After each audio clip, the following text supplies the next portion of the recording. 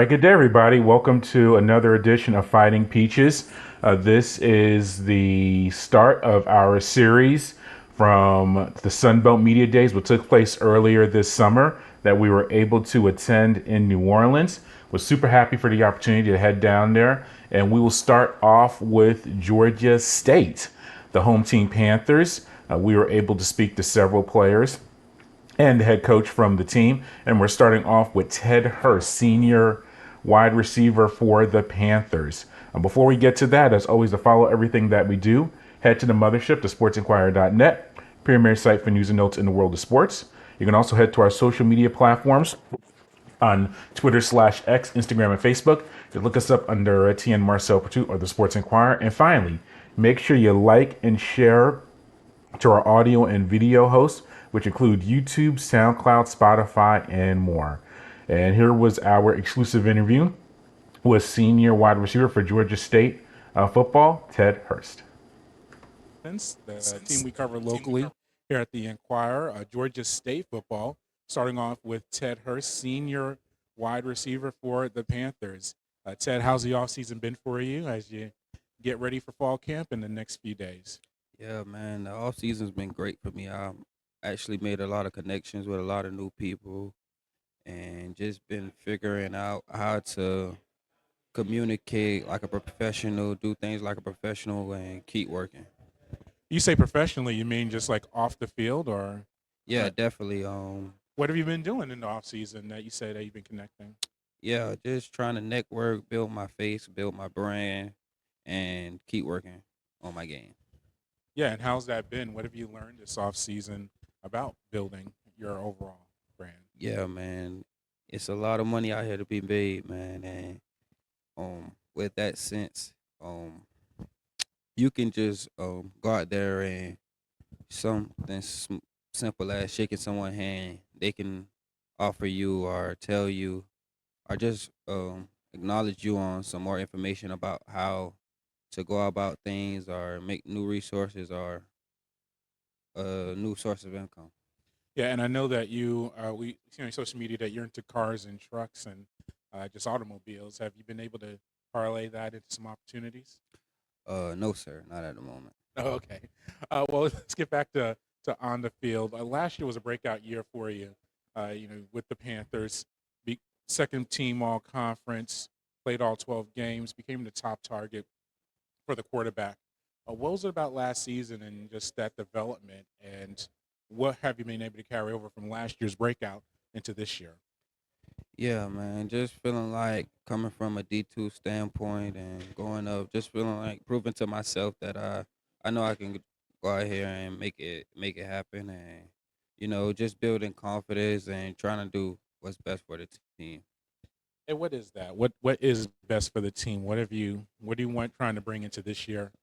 Yeah, just my leadership role, like being vocal and setting an example, whether it's running a route or showing somebody how to do something small as waking up on time, being a true leader for the guys who are younger than me, and as also as in, could you repeat that question a little bit for me? No, just well, you mentioned just taking a bigger role with the team overall. Just how are you trying to do that now? Yeah, just keep making plays. I know, like seeing someone else make a play, it kind of triggers you and builds a little motivation for you when you're getting happy for someone else, and it just translate to everyone else. Yeah, this time last season, I don't know how much time you had under Coach McGee and the staff. It was not much, but you've now had a full off season with them, a full regular season, and this fall, spring camp, and even the summer. How much different is that for you, just as a team, now that your staff is in place? Yeah, definitely. Being able to meet my coaches, personal life, just expanding my true thoughts with them, being able to call them and pick up the phone and talk whenever needed to. Yeah, and last season was just there was so much transition, a lot going on. You were able to get some big victories, particularly the one over Vanderbilt. What will just on the offensive side, since that's your side of the ball, what just has to improve or to get better at, or just continue to grow about to find that consistency and become more productive offensively? Yeah, discipline. I'll say discipline. It comes with that, and I feel like the coaches do a great job of giving us a great game plan. So with that discipline, we just got to go out there and execute and do everything that we're told. Yeah. All right. Once again, we are here with Ted Hurst, a senior wide receiver for Georgia State. Uh, really competitive offseason or non-conference schedule. You get to go to Ole Miss, make a trip up to Nashville, even face a bowl team in Memphis. Really, just to really start off kind of your first month. How's that looking for the team? Obviously, just is that better? Just preparing for some big matchups early when you're doing your off-season training. Yeah, definitely with us, always having that, uh, underdog story. You know what I'm saying? With that being a Power Five school, they look forward to them, having a win over us. But we just remaining humble, knowing we can go out there and beat someone because we've done it before. Yep, absolutely. All right, we'll wrap up here with Ted. Just some questions in general. Favorite stadium that you've been able to play in outside of Georgia State, of course. I would say App State. That's a really nice stadium. It's a really nice environment and the mountains. That's my first time being in the mountains. You liked it? Yeah, very nice. Uh, Favorite color combination, uniform wise, for the team. I would say the all black. Yeah, you can't go wrong with black. Black's my favorite color, so I'm definitely shooting for wearing all black a lot more this season. All black. All right. You have such nice colors in blue and red, but you want to stick with the all black. Yeah. All right. What's your pregame preparations? What's that like for you? Just maybe 24 hours. Do you have a particular meal or something you read or listen to? I'm hearing a lot of people calling certain friends or family members or old coaches. How do you get ready for a game? Yeah, man. I tend to pray a lot, so man, I always wake up with that morning prayer, and I just more so try to be myself. So I'm kind of a silly guy a little bit on that side, so I just try to be myself, so I don't too much stress about when the game, but I'm always locked in when it's time for that moment.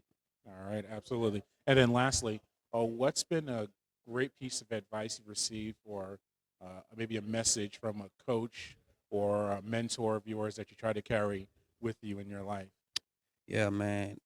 Small things is for me.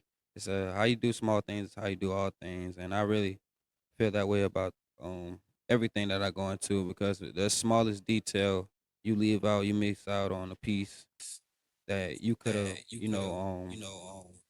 really picked up on. You know what I'm saying? Like it may be a situation early in the game where you missed out on this small thing, but it's gonna come back later to you, and you don't want to miss out on that time. All right, appreciate you. Senior wide receiver for Georgia State football. We appreciate the time you gave us at the Sunbelt Media Day earlier this summer. As always, to follow everything that we do, head to the mothership to sportsinquirer.net, premier site for news notes in the world of sports. You can also head to our social media platforms on Twitter/X, Instagram, and Facebook. Make sure you go on there and follow us under Etienne Marcel of the Sports Inquirer. And finally, make sure you like, share, and subscribe to our audio and video hosts, which include YouTube, SoundCloud, Spotify, and more. Thank you for watching and or listening to this latest edition of Fighting Peaches. Until next time, good fight, good night, be safe.